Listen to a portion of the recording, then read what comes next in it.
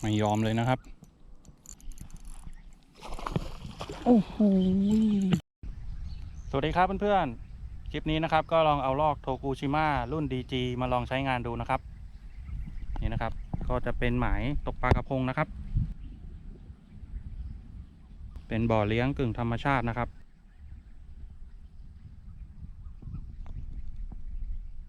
นี่นะครับลอกโทกูชิมะ DG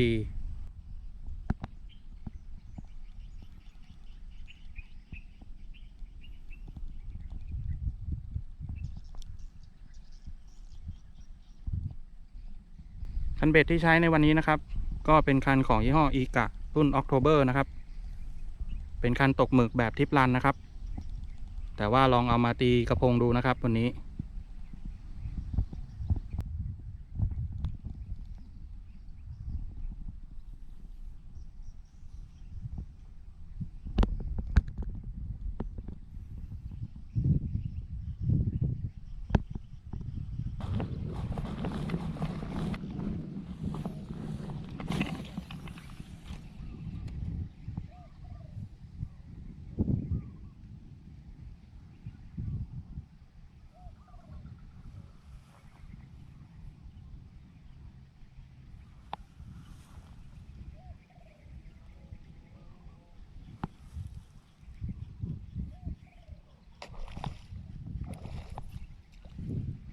จับไม่ติดนะครับ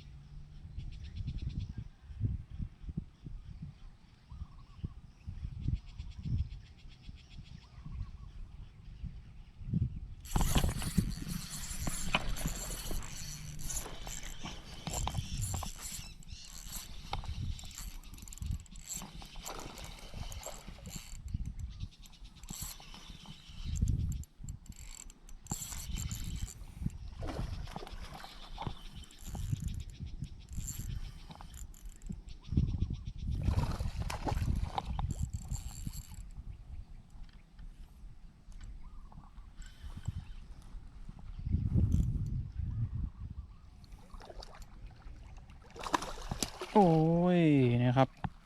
คันเบ็ดอีกะ October นะครับคันตกหมึกแบบทิปรันนะครับก็เอามาตกกระพงได้นะครับรอกโทกูชิมะรุ่น DG นะครับตัวนี้ยกขึ้นมาเลยครับ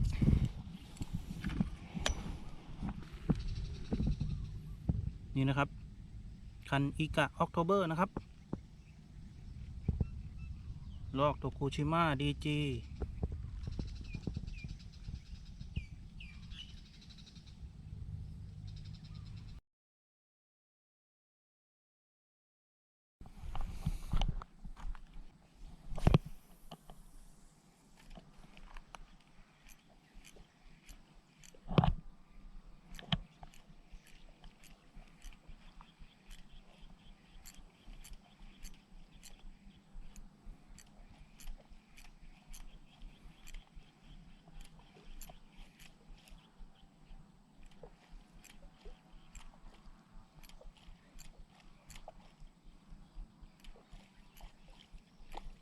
มีตัวนะเนี่ยตามจะไม่กัด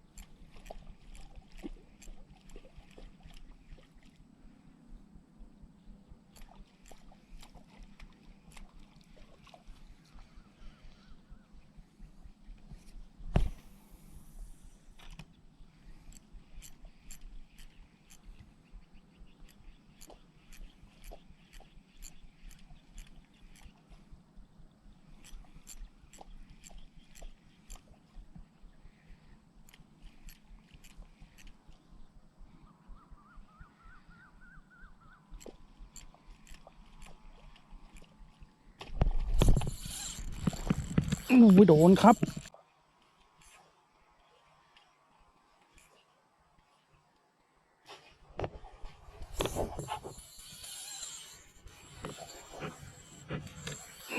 โอ้ยโดนครับ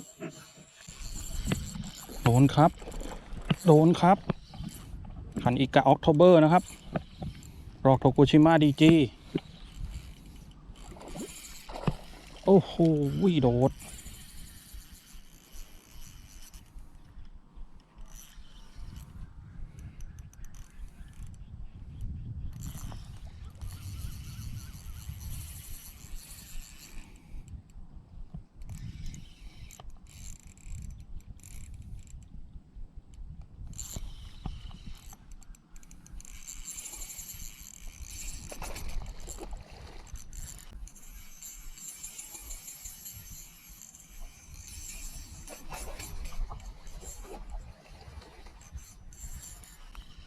ไม่ยอมเลยนะครับ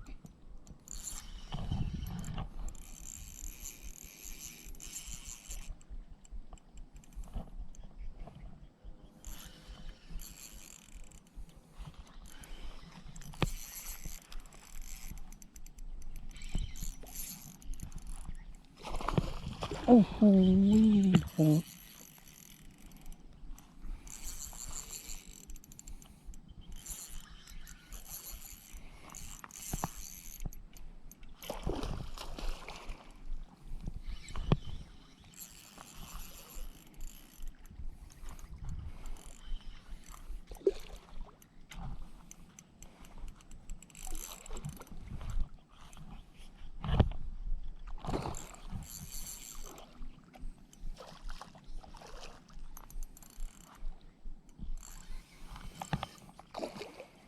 มาแล้วนะครับ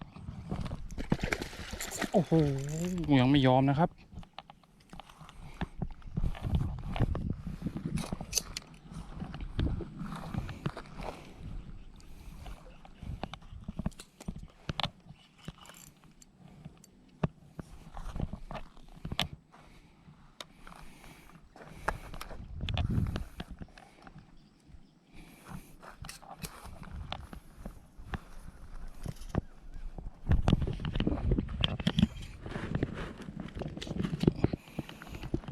เรียบร้อยครับใสสวยเลยครับตัวนี้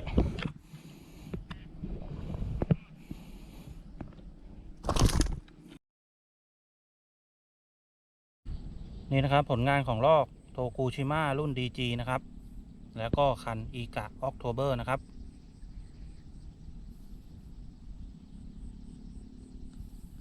คันรุ่นนี้เป็นคันตกหมึกแบบทริปรันนะครับแต่ว่าวันนี้ลองเอามาตีปลากระพงดูนะครับก็เล่นได้เลยนะครับตีเหยื่อได้ดีนะครับ